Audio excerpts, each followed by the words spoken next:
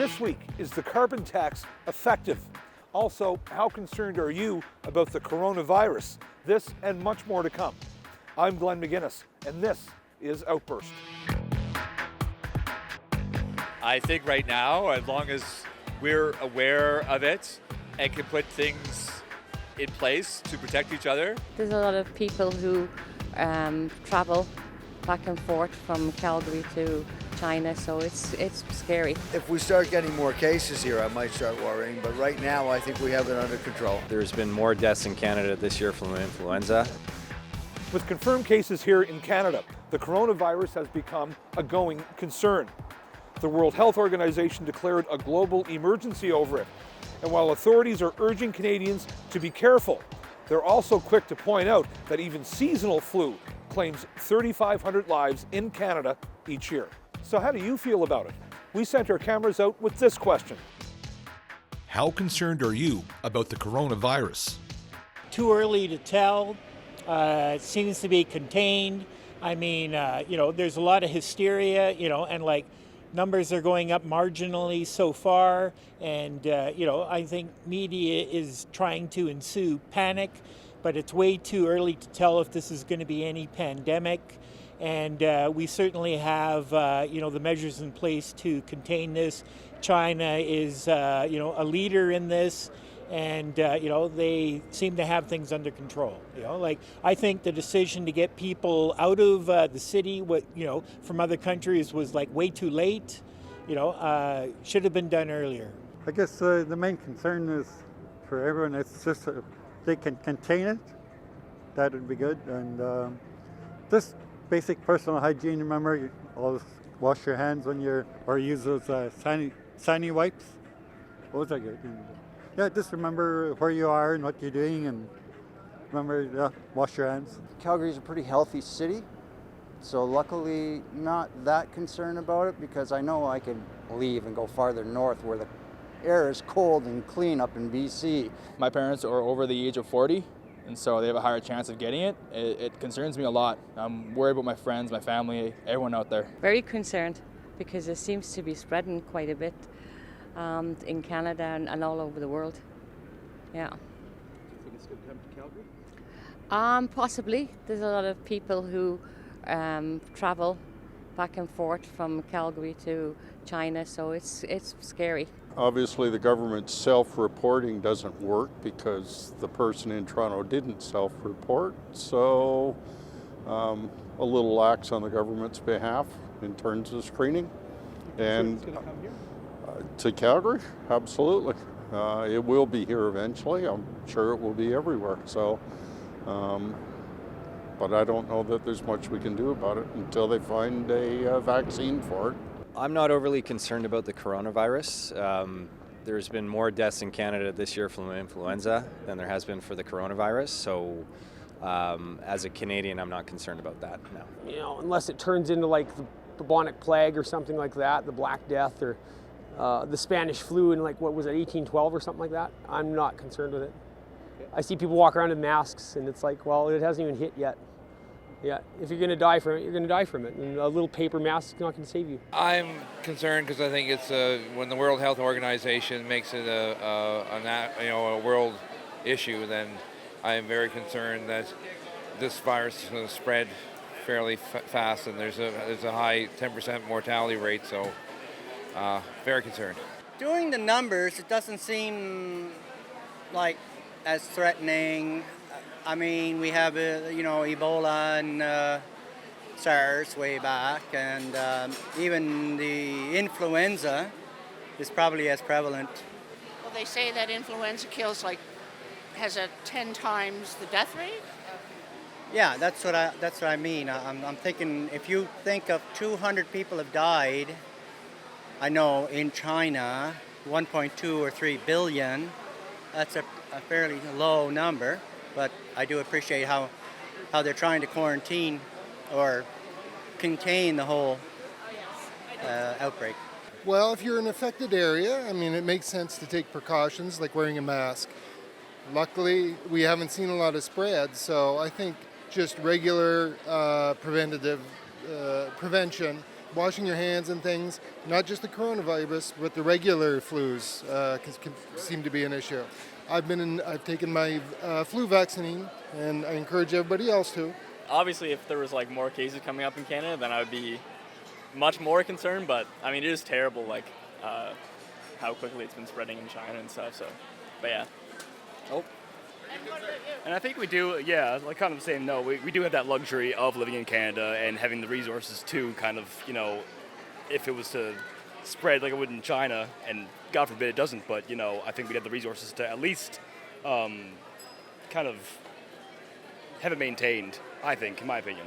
If we start getting more cases here, I might start worrying, but right now I think we have it under control. Not remotely concerned, it's the flu. And I usually maintain my immune system by eating delicious chocolate and other market foods, and so I don't usually get sick. And if I did, I'm not sure why I would be more concerned about getting that flu as opposed to some other flu, because the flu changes every year. Way back in 1918, my grandfather and many people survived the flu epidemic of 1918. I think right now, as long as we're aware of it and can put things in place to protect each other, in the long run, I am less concerned, but we should all be aware of public health risks. Well, I think it's under control for the moment, but obviously if it gets out of control, it's a big concern, yes. I'm not concerned about it right today because it appears it's under control. I think China is doing a great job. And I think all the other governments are on top of it. A carbon tax is a fee imposed on the burning of fossil fuels such as oil, gas, or coal. Its aim is to reduce carbon emissions by making consumers pay for what they use. And while some people think this is good incentive for the environment, there are also struggling families that still have to deal with another tax. Once again, we hit the streets with this question. Do you feel the carbon tax is effective? Absolutely not. It is a tax grab. It's by the Trudeau government. It's not doing much anything. I mean, they even try to hand the money back to the people through a rebate. That's obviously enough. It's just kind of a bribe. Yeah, it's not doing anything. We don't even make enough carbon in Canada to warrant needing a tax. I mean, we have the most trees in most of the world, in one of the largest halves of the continent. So, I mean, we're absorbing more carbon than we're putting out.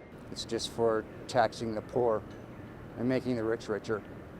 And I don't know who said it, but about 5 years ago, one man said that the only thing that's happening for people right now is the poor are getting poorer and the rich are getting richer. And that's it.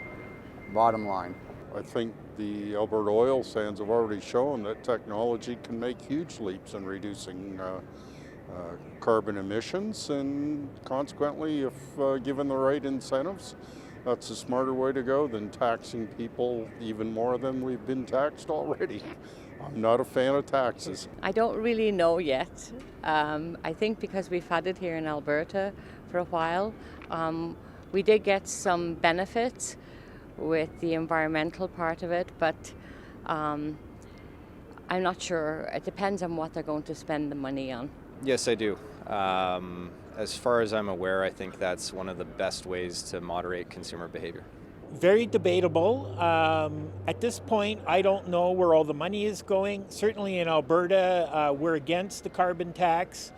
But, as a measure to try to bring about transition to clean energy, maybe it's a good idea. I think that there are other solutions, and I'd like to hear, more conversation about this before we buy into the UN agenda of a tax. So with a carbon tax, it benefits some, and there's some that feel it won't benefit them. They're worried about the cost of stuff going up. That's going to happen anyways. To take care of any kind of a deficit, it's overspending. You have to replace it with money.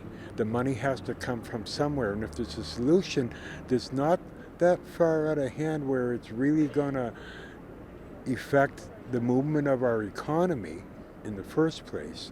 You have to have a tax system of some form or some kind to get that money to put it back in to take down that deficit, no matter which way you look at it. For the government, it probably is. It's money in the bank for them. But for the average company that's starting up or trying to survive, I guess it's another story for them. I guess I could tell the government how they feel in their opinion, but it's not my opinion, it's theirs. So. I don't know too much about it, except that I think it might have a negative effect on exporters. On the exporters, because they have to compete with the U.S. and other markets. Look, it depends if the money's allocated properly. That's the big thing, I think, because we only were supposed to have GST temporarily, and that well, look where we're at now, right? Yeah, exactly, yeah. So yeah, if it's like obviously the environment's a big issue, and really there's got to be money allocated for that, and there's going to be more emphasis from any government on the environment. I think in the long run it will help. Overall, it'll change our cost structures and help drive us towards more sustainable systems and solutions. I don't mind it myself. I think it. I hope it's effective. We don't know yet, really. Let's wait and see. I think we got to do whatever we can. We have to do everything we can. I think that it actually is a Nobel Prize winning idea, because some of the economists behind the carbon tax who've studied it won Nobel Prize for their efforts. And they said it's one of the most effective ways of dealing with greenhouse gases. So I know some people are using it as a tax thing. The question is, if it's implemented properly, which means that those who are the largest emitters of carbon pay more, and you're able to rebate people with the lowest incomes and make sure that they're not paying a heavier price in proportion to their income, I think it could be a fairer way of dealing with things. And we need to deal with climate change. We only have 10, 12 years left, according to all the science and all the knowledge, and the cost of not doing anything will be far, far higher.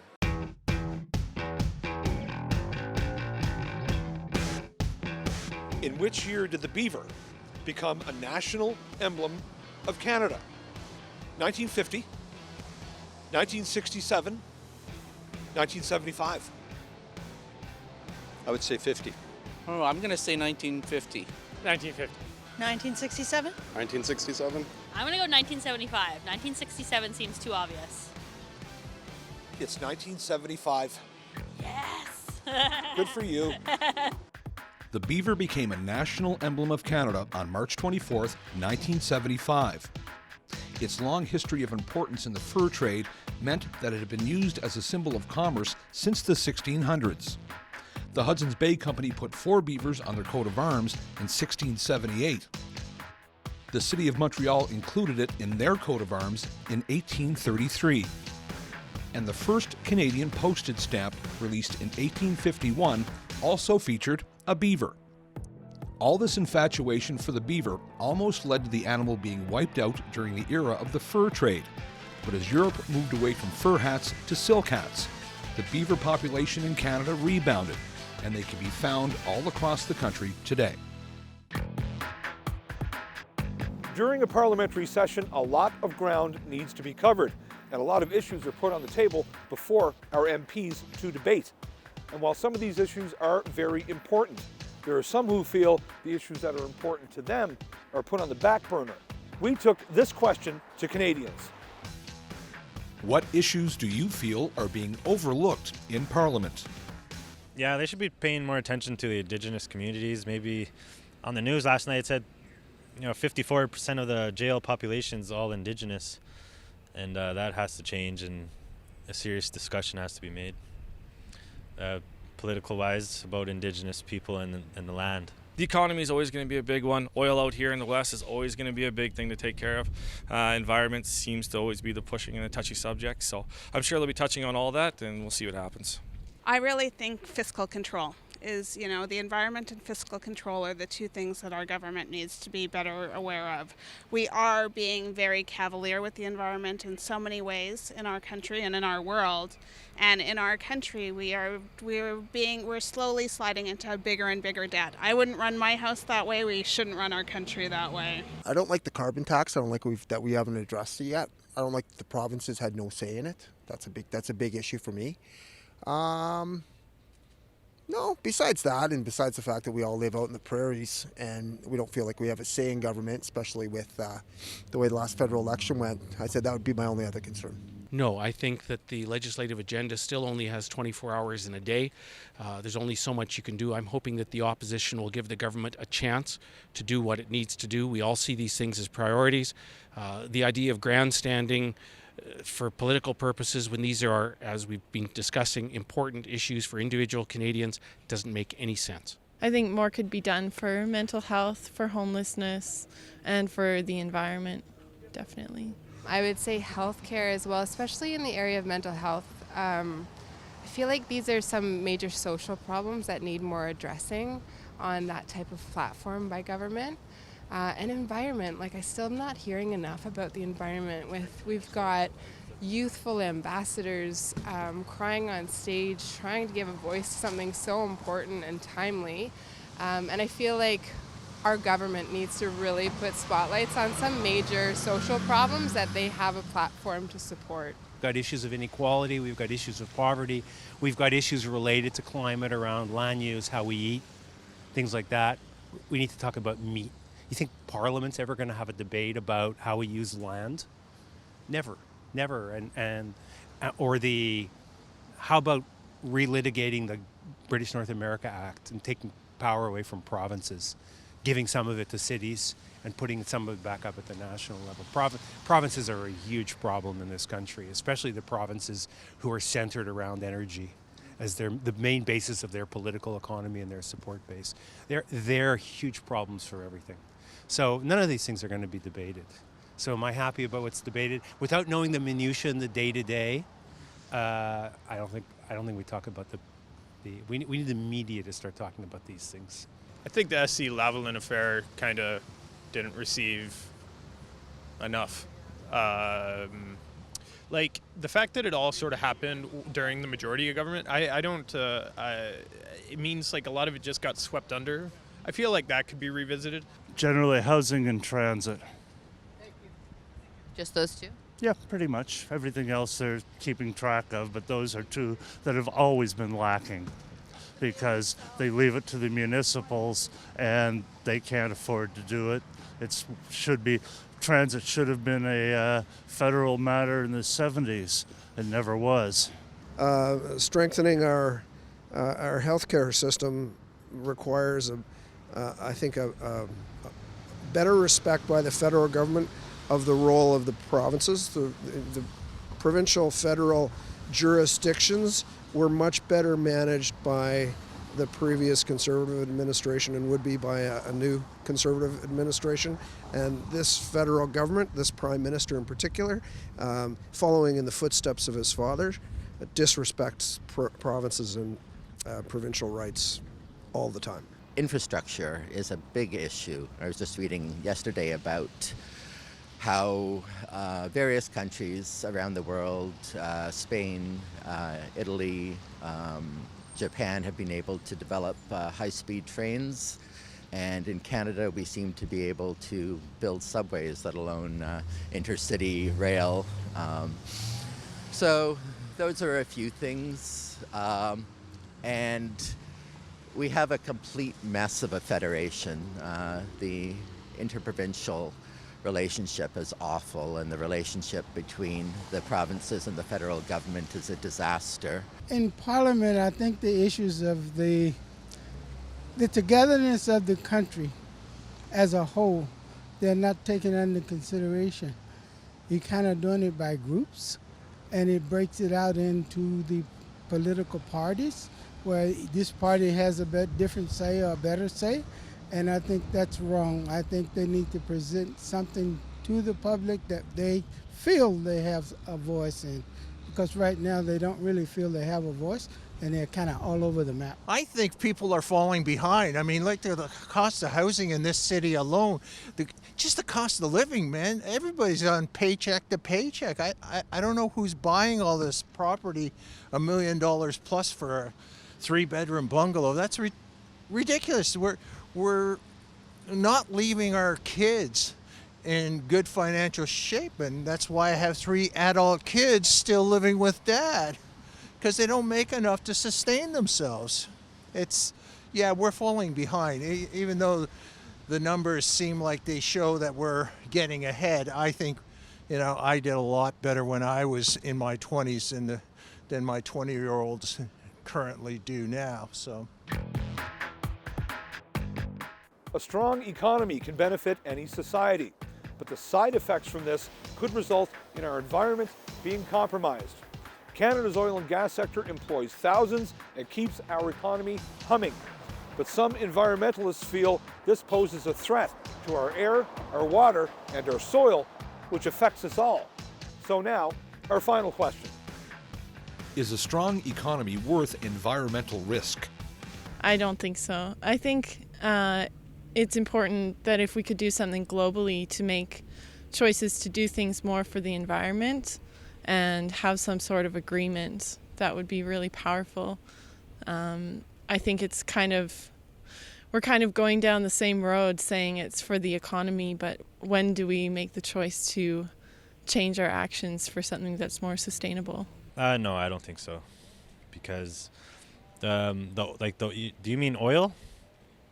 Could be anything. Oil, there's lots of oil spills in our water and that, and my family is Indigenous, so I know that they suffered quite a bit from it, and they have to boil their water all the time just from oil spills and stuff like that.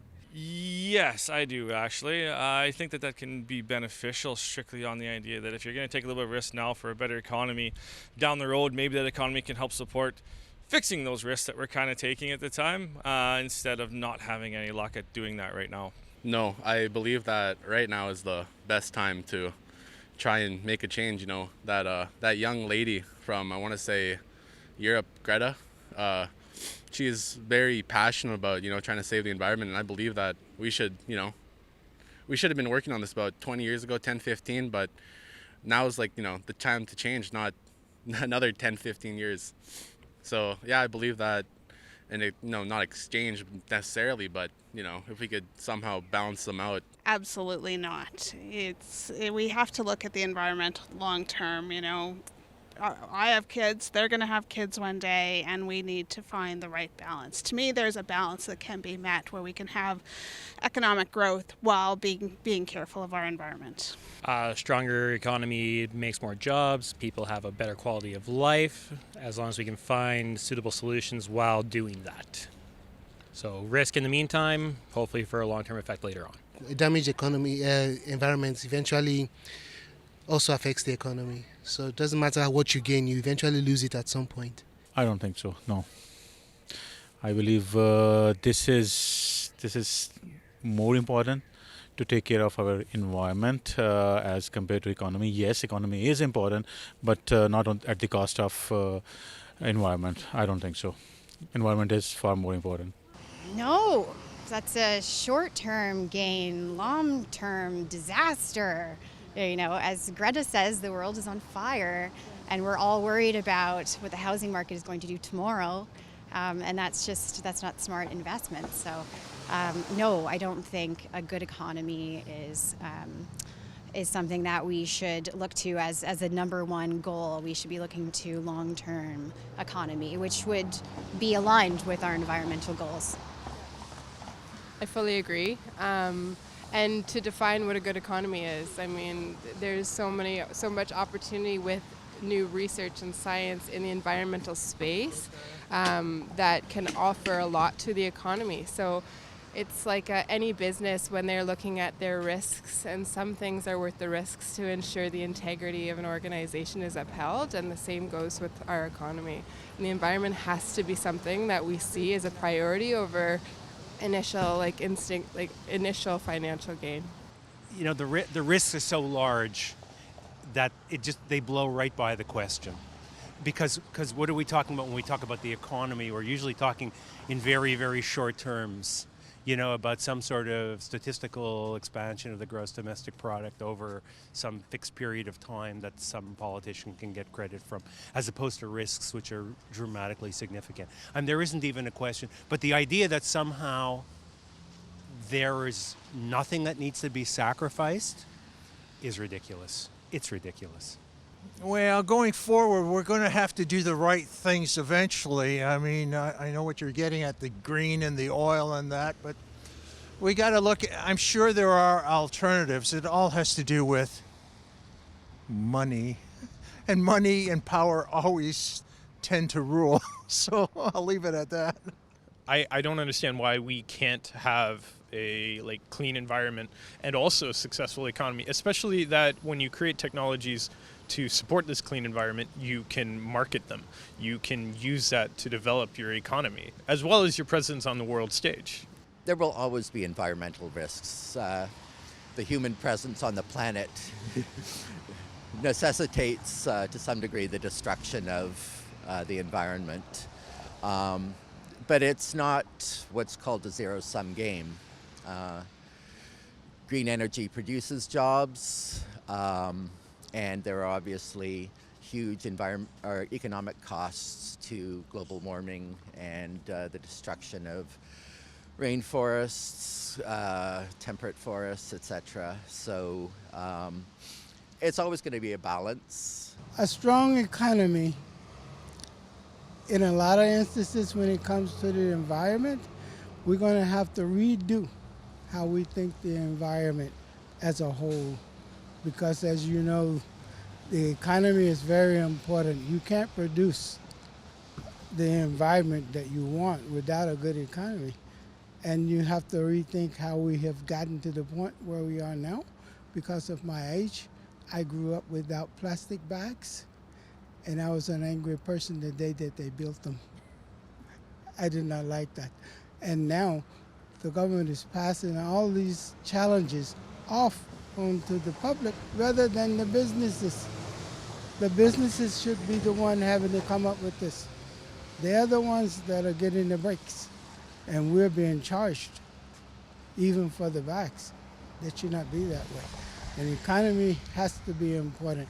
You can't do one without the other. Economy is first. If we haven't got the environment, we don't need money because we'll all be gone or suffering so much. We need to protect the planet first and foremost. Thanks for watching this episode of Outburst on the Cable Public Affairs channel. I'm Glenn McGinnis. If you have any comments or questions about this show or any other show, you can find us on social media. You can also find us on our website at www.cpac.ca. It's your turn to speak up, and we're listening.